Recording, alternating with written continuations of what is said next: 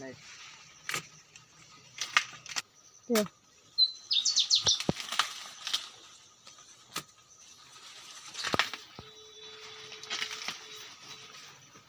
Đây, nguyên nếp của mình đây, to lắm.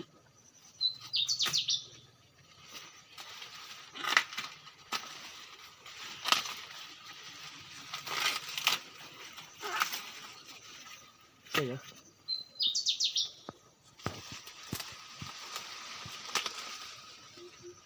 Rồi bây giờ đây rồi mình sẽ vắt về xong là làm nhá. Mọi người hãy cho chân mình nhá. Đây. Vừa nãy mình bẻ ngô về xong bây giờ về đến nhà rồi nha. Bắt đầu bóc xong là chuẩn bị làm bánh đây. Cái này là lấy cái này để một tí cuốn bánh luôn nhá. Đấy, cái này cuốn thì nó sẽ rất là ngon.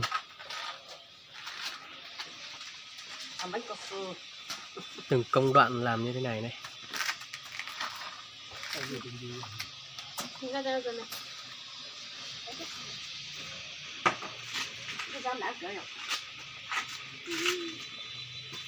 Đấy, từ người già, người trẻ cho đến trẻ con, cho đến trẻ nhỏ, tất cả đều biết làm hết. Đấy. Con làm gì đấy? Hả?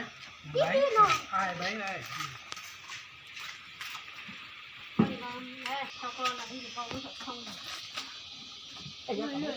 Đây.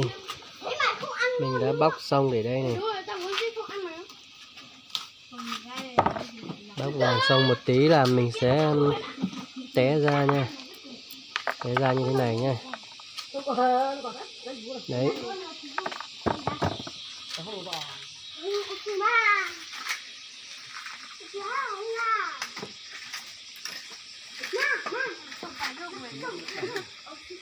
Còn bạn này thì nó vừa bóc vừa ăn, chả biết là kiểu gì luôn.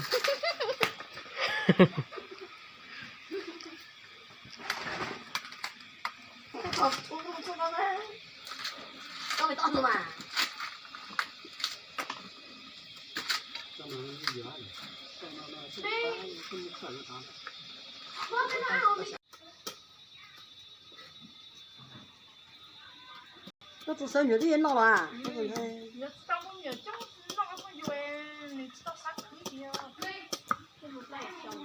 Mà đã được xong cũng nhiều mà mình xong cũng nhiều mình tính rồi mình tao sống nó nè.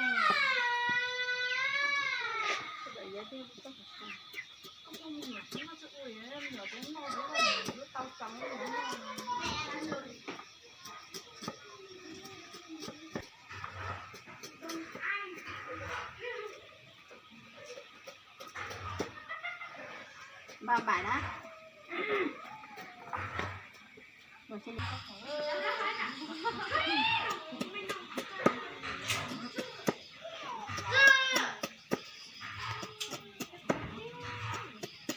Có nhà qua cái cháo rồi khác cái ổ có rồi nó muốn được tôi bà là nhớ chó gì được con này ổ có nhau đi một Miếng nó nhịp nhịp. thôi này nó có phải là Lên mặt ít thôi em ạ. Lên mặt ít thôi buồn rồi. Mấy à? Mấy? Tôi cơ ha ở đấy chuyển rồi máy. từ lúc máy đó còn phải thì từ lúc đó Thế là ô nha, thì chỉ là phải. thế nó cũng tẩy ra rồi xong nó đã Ăn nói.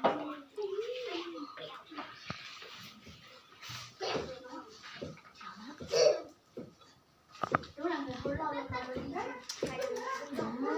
Gọi là mày đừng có ăn mày nha. Không ăn. Vui nhảy nhót thôi. Mày ngu như cái chó. Ăn nhiều nên đây. Vậy bà cụ ăn đi. Ta thì nên mà lọ mà trên đó. ta biết nó mò rồi mua gì nó thì nó không mò rồi nó mò thì mua thì khác Nồng nồng đi hả?